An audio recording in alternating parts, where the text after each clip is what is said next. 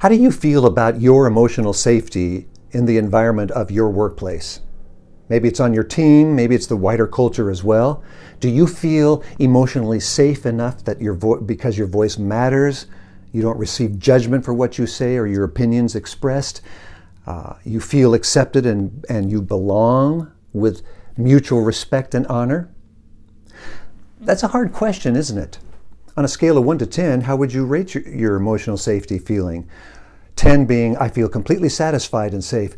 1 being, I feel totally unsatisfied and unsafe. What number would you give it? Hi, I'm Dr. Greg Nelson, and today's episode is about how to feel more psychologically safe in the workplace. So let's define what that means. I gave a few words there at the beginning question. But in essence, psychological safety is about the human need to feel safe for interpersonal risk-taking and experience in the climate of experiencing mutual trust and respect. Does that make sense? The human need to feel safe for interpersonal risk-taking in a climate of mutual trust and respect. So how does that feel to you? See, here's why this is so significant, psychological safety. I've been talking in these episodes about the 4 factors that lead to the highest level of motivation and engagement in all of life, including our workplace. We've been talking about competency, authenticity, connectedness, and now here we are talking about psychological safety. Psychological safety is the environment that gets created that breathes life into these other 3 factors. Without psychological safety, these other 3 factors are just hollow. So that's the significance of psychological safety. When there is the appropriate level of psychological safety, here's the power of it, the innovation level and creativity level skyrocket. So Google has conducted the largest study in the world on what distinguishes the highest performing teams in an organization. So they went through all of their teams. They had all these professionals evaluate what is there one thing that distinguishes these teams and creates this highest performance level? They came up with one very simple factor. They called it psychological safety. They discovered that their highest performing teams had intentionally created an environment where every voice counts, where everyone matters, where opinions are not judged or put down, where nobody gives this nonverbal cue of just rolling the eyeballs when someone makes a statement. And instead, there is this mutual respect, empathy, and honor that everyone gives to each other. That's profound. And those are the teams that perform the best. So I want to offer you three ways to pay attention to psychological safety, 3 tools you can use to increase your feelings of psychological safety and therefore the feelings of those around you. Here they are. Number 1, make sure that there is equal participation and equal speaking time for everyone in the group.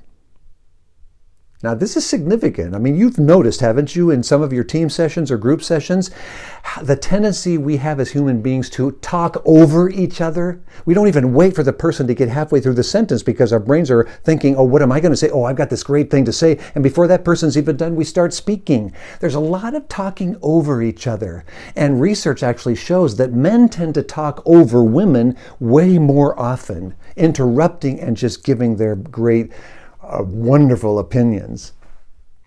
We have to make sure that there's equal participation and speaking time. Number 2, we have to be able to understand each other. And the way we get to understand each other is by asking questions before we make statements. Rather than jumping in with a comment, why don't we ask a question of somebody in order to try to understand that person's perspective more clearly, to get clarity about who these people are who are making these statements. When we ask questions out of a true and authentic curiosity about those people, we are helping to build a culture where it's safe for everyone to make and to vocalize their opinions.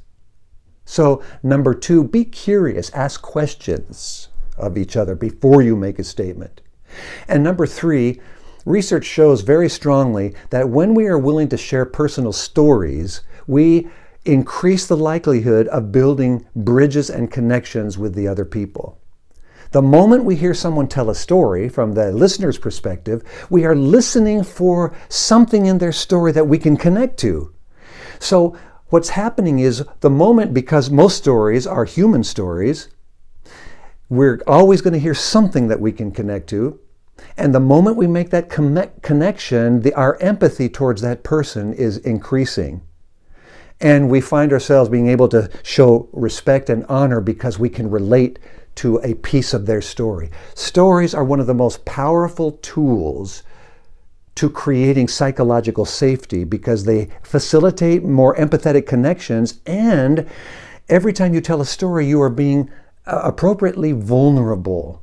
And vulnerability increases trust, and trust is the foundation point for psychological safety. So these 3 tools, I would invite you, if you're a leader, try to facilitate them. If you're a participant, use them. Make sure that you don't talk over other people. Everybody gets an equal participation. Number 2, you make sure you're asking questions in order to understand the other person before you jump in. And number 3, tell personal stories. Let's make sure we do all 3 of these. And when we do, we are facilitating a culture in our workplace of mutual trust and respect and psychological safety, without which we cannot have high levels of productivity. And as the research shows, when there is psychological safety, the level of innovation and creativity skyrocket. So, I remember I was working with a congregation to help them develop a strategic vision and mission. And in the process, I facilitated a conversation around the SWOT analysis. You've heard of the SWOT: strengths, weaknesses, opportunities, and threats. So the way we did this was everybody got some Post-it notes, and everyone was given the idea of when you come to the S, you have 3 Post-it notes to put some ideas on what are the strengths here, and so forth, through the weaknesses, opportunities, and threats. We posted them all on the wall. There were hundreds of Post-it notes there. And so I debriefed it and I asked the question, so what did the process feel like? People started standing up and saying, wow, they felt very empowered and so forth. One couple stood up and they had tears coming out of their eyes, and they said, this is the first time in this congregation that we feel as though we've been asked for our voice and our voice has mattered and counted. No one judged us for our ideas. We felt like we belonged and we mattered. I was struck by that. That's the power of creating a psychological safety where everybody's voice matters, without judgment, without condemnation, without the proverbial eye roll. Instead, we're listening out of curiosity to everyone's suggestions. And this was a transforming moment for them. So much so that it turns out their particular ideas were embraced by this congregation as a part of their strategic vision.